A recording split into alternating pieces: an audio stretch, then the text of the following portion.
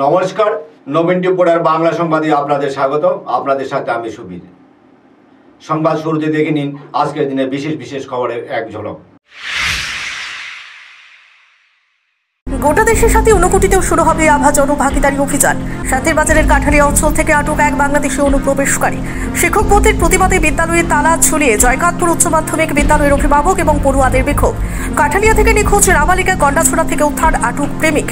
জাম গাছ থেকে পড়ে মৃত্যু এক ব্যক্তির ঘটনা বিলোনিয়ায়। উদয়পুরের পেরাতিয়া রেল রাস্তা থেকে উদ্ধার যুবতীর দেহ। বিদ্যুৎ যন্ত্রণায় ছটফট করছেন বেলুনিয়া হাসপাতালের রোগীরা। রোগীদের রক্ত দেওয়া হচ্ছে মোবাইলের লাইট জেলে। ছটফট করছেন রোগীরা। হাসপাতাল কর্তৃপক্ষের দায়িত্ববানদের খুঁজে পাওয়া যায়নি। প্রসূতি বিভাগ এবং মহিলা বিভাগে 1.5 ঘন্টা যাবৎ বিদ্যুৎহীন। রোগীর পরিজন, হাসপাতালের কর্মচারী, সাংবাদিক কারোর ফোন তুলেননি এসডিএমও ডক্টর সুব্রত দাস। সাংবাদিকের ফোনও তুলেননি সিএমও। নম্বর ব্লক করে দিয়েছেন রোগী এবং রোগীর পরিজনদের মধ্যে খুব চরমে বিরাজ করছে।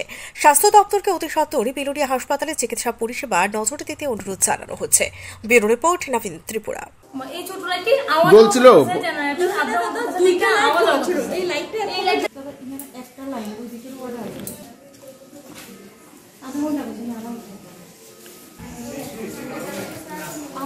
আমরা দাঁড়াতে পারছি না। আমার এখানে বিজি না, আমার মেয়ের অলরেডি এই ওয়ার্ড বিজি রেখা আমি হেল্প করার লাগাই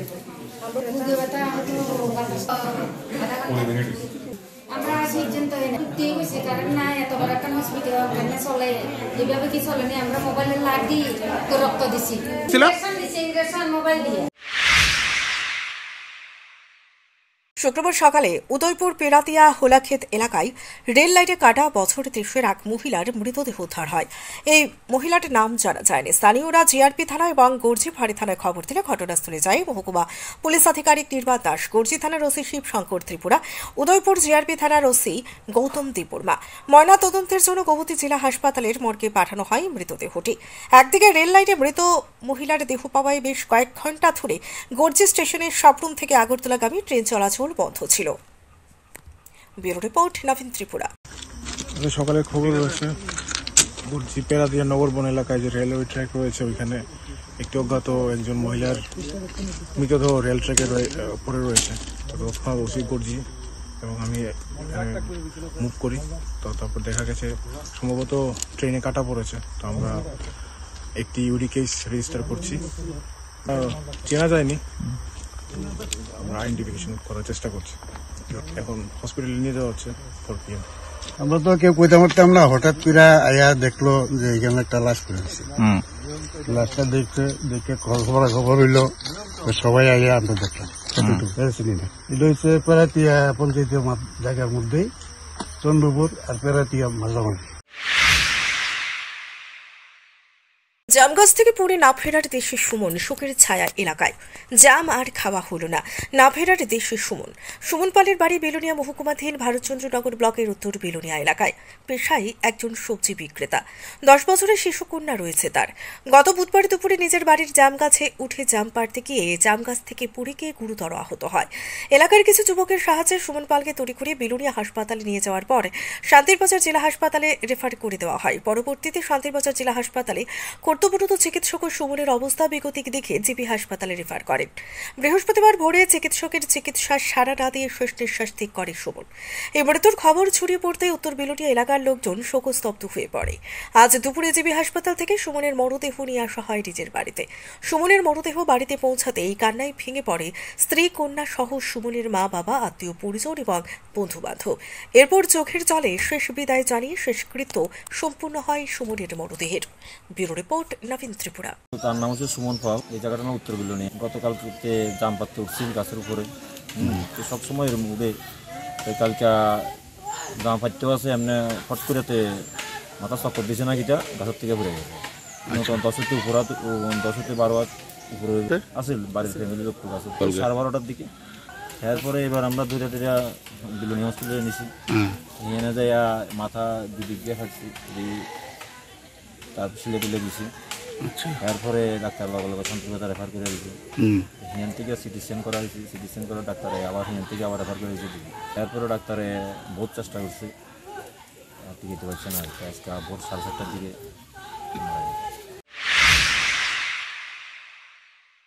গোটা রাজ্যের প্রতিটি জেলার সাথে 59 জেলায়ও আগামী 15 জুন থেকে 30 জুন অবধি ধরতি আভা জন ভাগিদারি অভিযান আইনি সচেতনতামূলক উপকার প্রাপ্তি নিশ্চিতকরণ শিবির অনুষ্ঠিত হবে বলে 13 জুন শুক্রবার দুপুরে সাংবাদিক সম্মেলন করে জানান 59 জেলার জেলা শাসক তমাল মজুমদার। 59 জেলার জেলা শাসক অফিসের কনফারেন্স হল ঘরে এই সাংবাদিক সম্মেলনে জেলা শাসক ছাড়া উপস্থিত ছিলেন 59 জেলার ডেপুটি ম্যাজিস্ট্রেট বিজয় সিনহা, ডেপুটি কালেক্টর সুমা দেব, ডিস্ট্রিক্ট ওয়েলফেয়ার অফিসার কমলেশ ধর সহ আরও অন্যান্য আধিকারিকরা। সাংবাদিক সম্মেলনে 59 জেলার জেলা শাসক তমাল মজুমদার বললেন, প্রধানমন্ত্রী নরেন্দ্র মোদীর নেতৃত্বে 2021 সাল থেকে স্বাধীনতা সংগ্রামী ধরতি আভা ভগবান বিরসা মুন্ডার জন্মদিনকে গৌরবময় দিবস হিসেবে পালন করা হচ্ছে। বিরসা মুন্ডার 150তম জন্মদিন উপলক্ষে 2024 সালের 15 নভেম্বর থেকে 2025 সালের 15 নভেম্বর অবধি বর্ষব্যাপী নানান অনুষ্ঠান হচ্ছে। এরই অঙ্গ হিসেবে ভারত সরকারের অধিবাসী মন্ত্রকের উদ্যোগে একটি বিশেষ কর্মসূচি গৃহীত হয়, যা ধরতি আভা জন ভাগিদারি অভিযান আইনি সচেতনতামূলক উপকার প্রাপ্তি নিশ্চিতকরণ শিবির আগামী 15 জুন থেকে 30 জুন অবধি 59 জেলার 17টি গ্রাম পঞ্চায়েত এবং এডিসি ভিলেজ এলাকার মোট 21টি জায়গায় অনুষ্ঠিত হবে। 21টি জায়গায় 59 জেলার প্রায় 9,335টি পরিবারের 42,000 জনজাতি মানুষেরা নানান সুযোগ সুবিধা পাবেন। তাতে 59 জেলার মোট জনজাতির 78% জনজাতিরা উপকৃত হবেন। এই 21টি শিবিরের মাধ্যমে প্রশাসনের পক্ষ থেকে বিনামূল্যে Aadhaar card, ration card, PRTC card certificate, income certificate সহ বিনামূল্যে বাড়িতে পানীয় জল, বিদ্যুৎ পরিষেবা জনজাতিদের দেওয়া হবে। এছাড়া জনজাতি এলাকায় রাস্তাঘাটও করে দেওয়া হবে বলেও জানান 59 জেলার জেলা শাসক তমাল মজুমদার। আমাদের 17টা গাঁও পঞ্চায়েত এবং ভিলেজ কমিটি এরিয়াতে হবে, যেখানে আমাদের জনজাতিদের সংখ্যা বেশি আছে। মোট বসতির সংখ্যা হবে বা হ্যাবিটেশন হবে এই 17টা জিপি ভিলেজ, 21টা হ্যামলেট বা পাড়াতে, এবং এর সাথে যুক্ত হয়েছেন আমাদের প্রায় 42,000 জনজাতি সংখ্যা, যা আমাদের এই ডিস্ট্রিক্টের জনজাতির সংখ্যার প্রায় 78%। এবং পরিবার যদি আমরা ধরি, এখানে 9,335টি পরিবার এর সাথে যুক্ত হবে। এখন আমরা ধরুন ওনাদেরকে আমরা পিএমওয়াই হাউজিংয়ের ঘর দিচ্ছি, তো এই স্যাচুরেশন মোডে আমরা এখানে টার্গেট করব, যাতে কোনো জনজাতি অংশের মানুষ পিএমওয়াই স্ট্যান্ডার্ডের যে ঘর থাকে এর আয়তার বাইরে না থাকেন। সাথে দেখুন, আমরা আধার কার্ড, জনজাতি এলাকার এমন কোনো পরিবার থাকবেন বা পরিবারের এমন কোনো সদস্য থাকবেন না যিনি যার কোনো আধার কার্ড নেই। আমরা স্পেশাল ক্যাম্পেইন মোডে আগামী 15 তারিখ থেকে 30 তারিখ পর্যন্ত এই 15 দিন আমরা ম্যাসিভ ক্যাম্পেইন করব এই এলাকাতে, বিশেষ করে যাতে একজনও লেফট আউট না থাকে।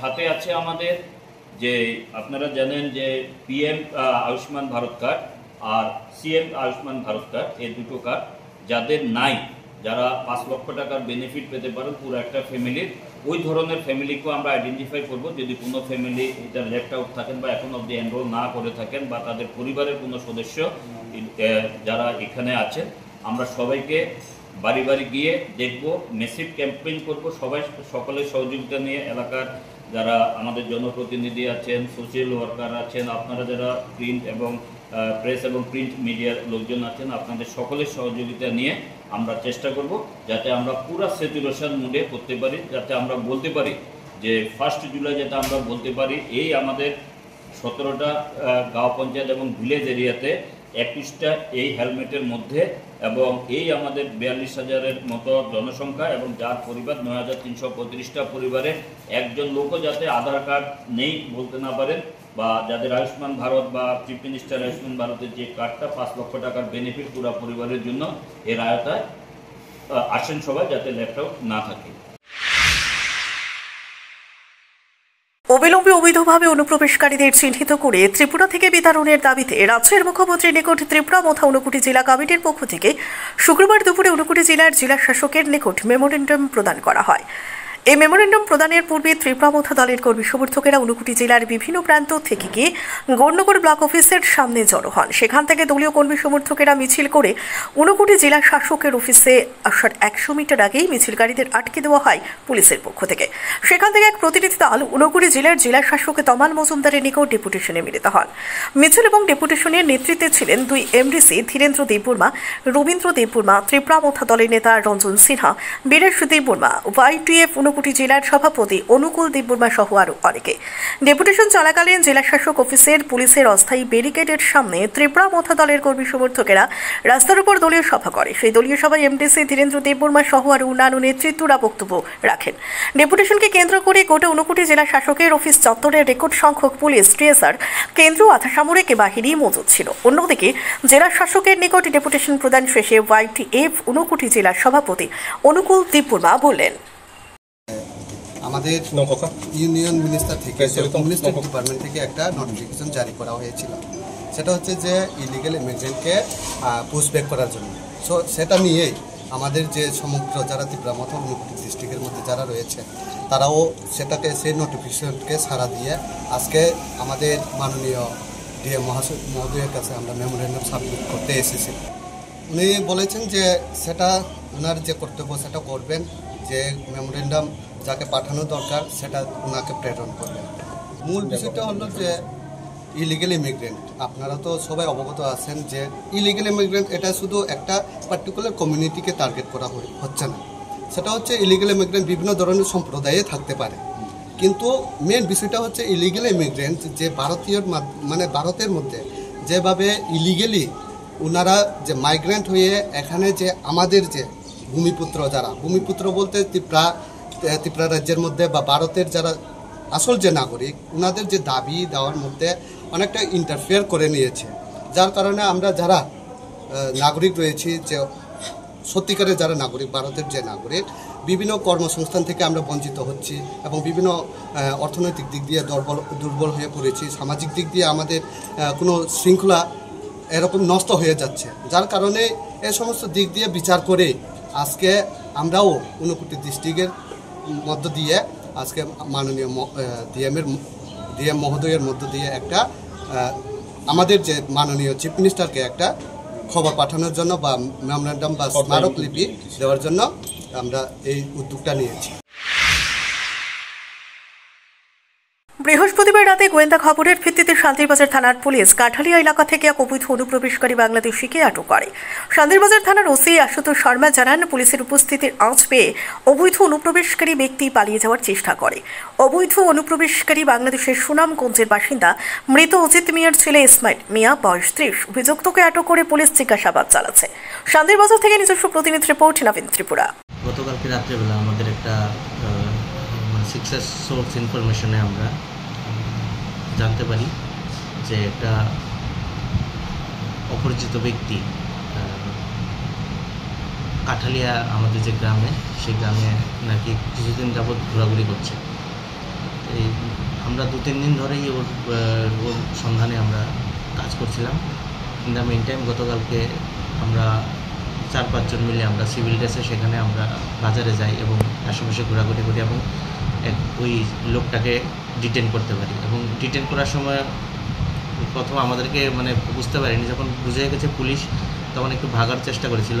জঙ্গল অনেক আমাদের ছেলেরা পরিশ্রম করে সেখান থেকে ওরা ডিটেন করেছে। ডিটেন করার পর আমরা জিজ্ঞাসাবাদ করলাম। জিজ্ঞাসা করে জানতে পারলাম যে ও বিডি ন্যাশনাল এবং ও নিজেই স্বীকার করেছে এবং ওর কাছ থেকে আমরা এরকম কিছু কাগজপত্র পাইনি যেটা আমাদের ও ইন্ডিয়ান আমরা প্রুভ করতে পারি। শিক্ষক বদলের প্রতিবাদে তালা, অভিভাবক সহ পড়ুয়া ছাত্রছাত্রীরা বিক্ষোভে তালা ঝুলিয়ে প্রতিবাদ শুরু করে। বিলোনিয়া মহকুমার ঋষিমুখ ব্লকের জয়কাতপুর উচ্চ মাধ্যমিক বিদ্যালয়ে এই ঘটনা ঘটে। শুক্রবার সকাল 10টা থেকে এলাকার অভিভাবকরা স্কুলে এসে জড়ো হয়ে তালা দিয়ে প্রতিবাদ জানায়। এলাকার অভিভাবকদের দাবি, বিকল্প শিক্ষক না দিয়ে বিদ্যালয় থেকে বিজ্ঞান বিভাগের শিক্ষক অর্জুন দেবনাথকে কেন বদলি করা হলো। অভিভাবকরা বিদ্যালয়ের শিক্ষকদের স্কুলে না খোলার জন্য বলে। এই অবস্থায় সংশ্লিষ্ট বিদ্যালয়ের শিক্ষকরা স্কুলের এক কোণে দাঁড়িয়ে নীরব ভূমিকা পালন করেছেন। বিষয়টি জেলা শিক্ষা দপ্তরের নজরে নেওয়া হয়েছে, কিন্তু এই ঘটনা হবার পরও জেলা শিক্ষা দপ্তর বা বিদ্যালয় পরিদর্শকদের দেখা পাওয়া যায়নি। এ নিয়ে সংশ্লিষ্ট অভিভাবকদের ক্ষোভের সঞ্চার হয়েছে। বিলোনিয়া থেকে নিজস্ব প্রতিনিধি রিপোর্ট, নবীন ত্রিপুরা। বৃহস্পতিবার মনুবনকুল কমিউনিটি হেলথ সেন্টারের আওতাধীন বাগমারা বিরোধপাড়ায় ম্যালেরিয়া প্রতিরোধে এক বিশেষ স্বাস্থ্য শিবির অনুষ্ঠিত হয়। এলাকার রাস্তাঘাটের অবস্থা খারাপ থাকা সত্ত্বেও স্বাস্থ্যকর্মীরা ওই এলাকায় গিয়ে স্বাস্থ্য শিবির করেন। ব্যুরো রিপোর্ট, নবীন ত্রিপুরা। বৃহস্পতিবার আহমেদাবাদে ঘটে যাওয়া এয়ার ইন্ডিয়া ফ্লাইট 171 দুর্ঘটনায় মৃত যাত্রীদের পরিবারের প্রতি গভীর শোক প্রকাশ করেন সিপিআইএম রাজ্য কমিটির সম্পাদক তথা বিরোধী দলনেতা জিতেন্দ্র চৌধুরী। দুর্ঘটনার সুষ্ঠু তদন্তের দাবি সাথে ক্ষতিগ্রস্ত পরিবার এবং ঘটনাস্থলে যারা ক্ষতিগ্রস্ত হয়েছেন কেন্দ্রীয় সরকারের প্রতি সহযোগিতার আহ্বান করেন। ব্যুরো রিপোর্ট, নবীন ত্রিপুরা। আজকে গুজরাটের আহমেদাবাদে এয়ার ইন্ডিয়ার একটি বিমান আহমেদাবাদ থেকে লন্ডন যাচ্ছিল, তা দুর্ঘটনায় ভেঙে পড়ে 2 শতাধিক যাত্রী এবং স্থানীয় নাগরিক তা নিহত হয়েছেন এবং জানমালের বিশাল ক্ষতি হয়েছে। অত্যন্ত একটা দুঃখজনক ঘটনা। আমি আমাদের পার্টির রাজ্য কমিটির তরফ থেকে এবং ব্যক্তিগত তরফ থেকে এই ঘটনায় গভীর আন্তরিক যে আমাদের দুঃখ প্রকাশ করছি এবং আমাদের দেশের নাগরিক সহ অনেক বিদেশি নাগরিক তারা যাত্রী ছিলেন যারা এই দুর্ঘটনায় নিহত হয়েছেন তাদের। যাত্রাপুর থানার পুলিশ কাঠালিয়া গ্রাম পঞ্চায়েতের বাসিন্দা এক ব্যক্তির নিখোঁজ হওয়া নাবালিকা কন্যাকে উদ্ধার করতে সক্ষম হয় পুলিশ। 18 মে নাবালিকা মেয়েটি উধাও হয় বাড়ি থেকে। সন্ধ্যায় যাত্রাপুর পুলিশ থানায় নিখোঁজ ডায়েরি করা হয়। সন্দেহভাজন গন্ডাছড়ার এক ছেলের বিরুদ্ধে থানা পুলিশের কাছে অভিযোগ জানানো হয়। মেয়েটির বয়স 16.5 বছর। মেয়েটি এবার মাধ্যমিকে প্রথম বিভাগে উত্তীর্ণ হয়েছে। মোবাইলের মাধ্যমে ছেলের সাথে সম্পর্কে জড়িয়ে পড়ে এবং পালিয়ে বিয়ে করে নেয়। গত 12 জুন যাত্রাপুর থানার পুলিশ গন্ডাছড়া থানার সাথে যোগাযোগ করে এবং রণজিৎ সরকারের বাড়িতে অভিযান চালিয়ে মেয়েটিকে উদ্ধার করে। তবে ছেলে নবজিৎ সরকার পালিয়ে যায়। পরবর্তীতে ছেলেটিকেও আটক করা হয়। শুক্রবার যাত্রাপুর থানার পুলিশ ছেলে মেয়ে দুজনকে থানায় নিয়ে যায়। শুক্রবারই ছেলেটিকে সোনামুড়া আদালতে পেশ করা হয়। সোনামুড়া থেকে নিজস্ব প্রতিনিধি রিপোর্ট, নবীন ত্রিপুরা। আমাদের যাত্রাপুর এলাকায় কাঠালিয়া গ্রামে সাতুলি কুর্মির একটি নাবালিকা বয়স 16+, ও মিসিং হয়েছিল। গার্জিয়ান আমাদেরকে এসে একটা মিসিং ডায়েরি করে। তারপরে আমরা সব কিছু খবর নিয়ে দেখলাম যে ওর সাথে একটা ছেলে, গন্ডাছড়ার একটা ছেলে নবজিৎ সরকার, ওর সাথে একটা প্রণয় ঘটিত বিষয়। তারা দুজন চলে গেছে। তারপরে আমরা কনফার্ম করে সব কিছু গেলাম, মোবাইল তাদের সুইচ অফ। তো সে বিষয়ে তাদের কিছুদিন হয়ে গেল, তাদের পাওয়া যাচ্ছে না। তো আমি একটা স্পেসিফিক কেস নিয়েছি, কিডন্যাপের কেস নিয়েছি, যেহেতু মেয়েটা নাবালিকা, এবং কেস নিয়ে আমরা ইনভেস্টিগেশন স্টার্ট করেছি। তো তাদের ফোন সুইচ অফ। আমরা সর্বতভাবে চেষ্টা করেছি তাদের টাওয়ার লোকেশন, সব কিছু লোকেশনে, কিন্তু যেহেতু সুইচ অফ আমরা তার লোকেশন পাচ্ছিলাম না। চারিদিকে আমরা খবর লাগিয়ে দিয়েছিলাম, সিআরপিতে বিভিন্ন জায়গায় লাগিয়েছিলাম। তো লাস্টে কালকে রাতে খবর পেয়েছিলাম যে গন্ডাছড়া ওদেরকে দেখা গেছে। তো খবর পাওয়ার সাথে সাথে আমি ওসি গন্ডাছড়াকে কথা বলি। ওসি গন্ডাছড়া স্টাফ আমাকে ব্যাপারটা ইনশিওর করেছে যে দেখা যায় ঘটনা ঠিক। তারপরে ওদের গন্ডাছড়া থানার স্টাফের সহযোগিতা নিয়ে আমি সাথে সাথে আমার এখান থেকে একটা টিম পাঠিয়েছি। রাত্রের সাথে সাথে 10:30টার সময় টিমটা গিয়েছে, রাতভর ওইখানে গিয়েছে। ওখানে গিয়ে তাদের দুজনকে উদ্ধার করেছে, নাবালিকা মেয়েকে এবং যে নবজিৎ সরকার যাকে নিয়ে সে পালিয়ে গেছিল, সে নবজিৎ সরকার, দুজনকে আইও অফিসার ইনচার্জ যে ইনভেস্টিগেশন অফিসার ছিল সে ওকে নাবালিকাকে রিকভারি করেছে এবং যে ছেলেটা যে অ্যাকিউজড ওকে অ্যারেস্ট করেছে। আজকে সকাল নাগাদ তারা যাত্রাপুর থানায় নিয়ে এসছে। তো আমরা ইনভেস্টিগেশন অনুযায়ী যা যা করার, অর্থাৎ মেডিকেল করার, বইকে মেডিকেল করানো হয়েছে। তারপর আমরা আজকে তাকে কোর্টে।